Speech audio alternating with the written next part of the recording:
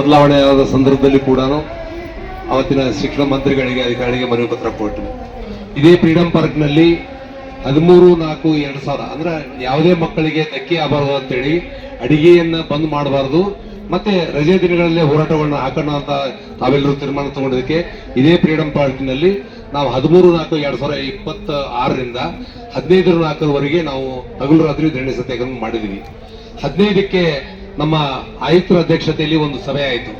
11 ಡಿಮಾಂಡ್ಸ್ಗಳಲ್ಲಿ ಅಧಿಕಾರಿಗಳ ವ್ಯಾಪ್ತಿಯಲ್ಲಿ ಆಗ್ತಕ್ಕಂಥ ಬೇಡಿಕೆಗಳು 4 ಮತ್ತೆ ಸರ್ಕಾರದ ಹಂತದಲ್ಲಿ ಆಗ್ತಕ್ಕಂಥವು, ರಾಜ್ಯ ಸರ್ಕಾರದ ಹಂತದಲ್ಲಿ ಆಗ್ತಕ್ಕಂಥವು 2, ಕೇಂದ್ರ ಸರ್ಕಾರದಲ್ಲಿ ಆಗ್ತಕ್ಕಂಥವು 2 ಬೇಡಿಕೆಗಳನ್ನ ಅವರು ಪ್ರಸ್ತಾವನೆ ಕಳಿಸ್ತೇವೆ.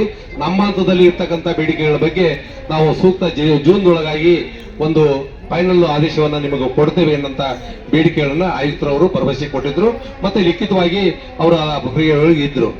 ಅಲ್ಲಿಂದ ಇಲ್ಲಿವರೆಗೂ ನಾವು ಜೂನ್ದೊಳಗೆ ಕೊಡ್ಲಿಲ್ಲ ಅವರು. ಮತ್ತೆ 27ಕ್ಕೆ ಮತ್ತೆ ಅವತ್ತ ಸಚಿವರು ಇರಲಿಲ್ಲ, ಮಧು ಬಂಗಾರಪ್ಪನವರು. ಅವ್ರ ಮನೆಗೆ ನಮ್ಮ ಎಲ್ಲ ರಾಜ್ಯ ಸಮಿತಿ ಮೆಂಬರ್ಸ್ ಹೋಗಿ ಅವ್ರಿಗೆ ಹೇಳಿ ಬಂದ್ವಿ. ಇಲ್ಲ ಸಚಿವ ಸಂಪುಟ ರಚನೆ ಆದ ನಂತರ ಆ ಸಮಸ್ಯೆ ಬಗೆಹರಿಸೋಣ ಅಂತ ಅವರು ಹೇಳಿದ್ರು.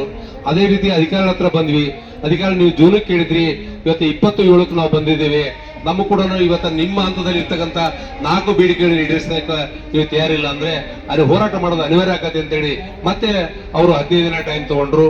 ಮತ್ತೆ ಜೂನ್ 13/8ಕ್ಕೆ ಮತ್ತೆ ನಾವು ಮನವಿ ಪತ್ರವನ್ನು ಕೊಟ್ಟು ಸಂಬಂಧಪಟ್ಟ ಅಧಿಕಾರಿಗಳಿಗೆ ಅವ್ರ ಹಂತದಲ್ಲಿ ಇರ್ತಕ್ಕಂಥ ಕೆಲಸಗಳನ್ನ ಆಗಬೇಕು ಅಂತ ನಾವು ಕೇಳಿದ್ದೆ ಹೊರತು, ಈಗ ಸರ್ಕಾರ ಹಂತದಲ್ಲಿ ಬಜೆಟ್ ಇರ್ಬೋದು, ಏನೇ ಇರ್ಬೋದು, ಅದಕ್ಕೊಂದು ನಿಯಮ ಇದೆ. ಕೇಂದ್ರ ಸರ್ಕಾರದ ನಿಯಮ ಇದೆ, ರಾಜ್ಯ ಸರ್ಕಾರದ ನಿಯಮ ಇದೆ. ಆ ಜಂಟಿ ಯೋಜನೆ ಆಗಿರೋದ್ರಿಂದ ಇವತ್ತು ಇದರ ಬಗ್ಗೆ ನಾವು ಮಾತಾಡ್ತಾ ಇಲ್ಲ. ಬಜೆಟ್ ನಲ್ಲಿ ಇವತ್ತು ನಾವು ಕನಿಷ್ಠ ವೇತನ ಕೊಡಬೇಕು ಅಂತ ಕೇಳ್ತಾ ಇದ್ದೇವೆ. ಈ ಹಿನ್ನೆಲೆ ಒಳಗ ಈ ಅಧಿಕಾರಿಗಳು ಇವತ್ತು ಇರ್ತಕ್ಕಂಥ ಪ್ರಿನ್ಸಿಪಲ್ ಸೆಕ್ರೆಟರಿ ಮತ್ತೆ ನಮ್ಮ ಆಯುಕ್ತರವರು, MDM ಅವರು ಇವತ್ತು ಬರ್ಬೇಕಿತ್ತು. ಯಾಕಂದ್ರೆ ತಮ್ಮ ಇಲಾಖೆಯಲ್ಲಿ ಇವತ್ತು ಅವ್ರು ಬರಬೇಕು. ಅವ್ರು ಏನು ಮಾತು ಕೊಟ್ಟಿದ್ರು, ನಮ್ಮ ನ್ಯಾಯಯುತ ಬೇಡಿಕೆಗಳು ಏನು ಅವ್ರು ಮಾಡ್ಯಾರ, ಇಲ್ಲಿವರೆಗೆ ಪ್ರಗತಿ ಏನ್ ನಿದ್ದೆ ಮಾಡ್ತಾರ ಅವರು.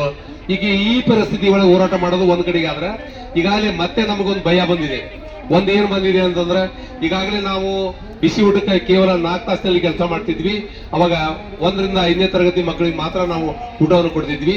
ರಾಜ್ಯ ಸರ್ಕಾರ ಸ್ವಾಗತಾರ್ಹ ಯೋಜನೆ ಮಾಡೈತಿ, ಇವತ್ತ ಅಗದಿ ಒಳ್ಳೆ ಒಂದು ಯೋಜನೆ ಮಾಡೈತಿ. ಆ ಹಿನ್ನೆಲೆ ಒಳಗ ಒಂದು ಹೋರಾಟವನ್ನ ನಾವು ಯಾಕೆ ಮಾಡಕ್ ಕುಂತೇವೆ ಅಂತಂದ್ರೆ, ಕನಿಷ್ಠ ಇವರಿಗೆ 21,000 ರೂಪಾಯಿ ಕೊಡ್ಬೇಕು ಅಂತೇಳಿ ನಾವು ಹೋರಾಟವನ್ನ ಮಾಡಕ್ ಕುಂತೇವಿ. ಇಂಥ ಸಂದರ್ಭದಲ್ಲಿ ಇವತ್ತು ಒಬ್ಬ ಇಲಾಖೆ ಅಧಿಕಾರಿಗಳು ಬಂದಿಲ್ಲ, ಸಂಬಂಧಿಸಿದ ಇಲಾಖೆ ಅಧಿಕಾರಿಗಳು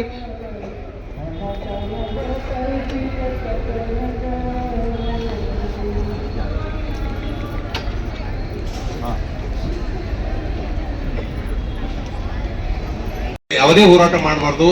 ಈ ಸರ್ಕಾರ ಜನಪರ ಸರ್ಕಾರ, ದುಡಿವರ್ಗದ ಧ್ವನಿಯಾಗಿರ್ತಕ್ಕಂಥ ಸರ್ಕಾರ ಅಂತ ಹೇಳಿ ಬಹಳಷ್ಟು ನೋಡಿದೀವಿ. ಬಹಳಷ್ಟು ಸಮಸ್ಯೆಗಳು ಹಿಂದಿನ ನಿಮ್ಮ ತಂದೆಯವರ ಒಂದು ಫ್ರೀಡಂ ಪಾರ್ಕ್ ಇದರಲ್ಲಿ ನಾವು ಫ್ರೀಡಂ ಪಾರ್ಕ್ಗೆ ಬರಲಿಲ್ಲ. ಅವಾಗ ಅಲ್ಲಿ ಕಾಲೇಜ್ ಆವರಣದಾಗ ಅವತ್ತು ಬಜೆಟ್ ಇತ್ತು. ಮುಖ್ಯಮಂತ್ರಿಗಳೇ ನಿಮ್ಮ ಧರ್ಮಸಿಂಗ್ ಅವರು ಬಜೆಟ್ ಅಧಿವೇಶನದಾಗ ಭಾಗವಹಿಸಿ ಅವರೇ ಮಾಡ್ಬೇಕಿತ್ತು. ಬಜೆಟ್ ಅಧಿವೇಶನ ಬಿಟ್ಟು ನಮ್ಮ ವೇದಿಕೆ ಬಂದು ಅವತ್ತೇ ತಕ್ಷಣ ಆದೇಶ ಮಾಡಿದ್ರು ಅವರು, ಯಾವುದೇ ಅಂಗನವಾಡಿ ಕೇಂದ್ರಗಳನ್ನ ಗ್ರಾಮ ಪಂಚಾಯತಿಗೆ ವಹಿಸೋದ್ರಿಂದ ಮಾಡಿದಂತ ಯಾರಾದ್ರೂ ಮುಖ್ಯಮಂತ್ರಿ ಇದ್ರೆ ನಮ್ಮ ಧರ್ಮಸಿಂಗ್ ಅವರು. ಇವತ್ತು ಆ ಒಂದು ತಾಕತ್ತನ್ನ ಇವತ್ತ ತೋರಿಸಿದ್ರೆ ನಮ್ಮ ಬಿಸಿ ಹೊಡೆದ ಹೆಣ್ಮಕ್ಳು ಅತಂತ್ರ ಆಗಲ್ಲ. ಇಲ್ಲಿ ನಮಗೆ ಏನು ಅನ್ಸಾಕುಂತೈತಿ ಅಂದ್ರೆ, ಇಷ್ಟೆಲ್ಲ ಹೆಣ್ಮಕ್ಳು 100 ಮಕ್ಕಳಿಗೆ 2 ಮಂದಿ ಅಡಿಗೆ ಮಾಡ್ತಾರ.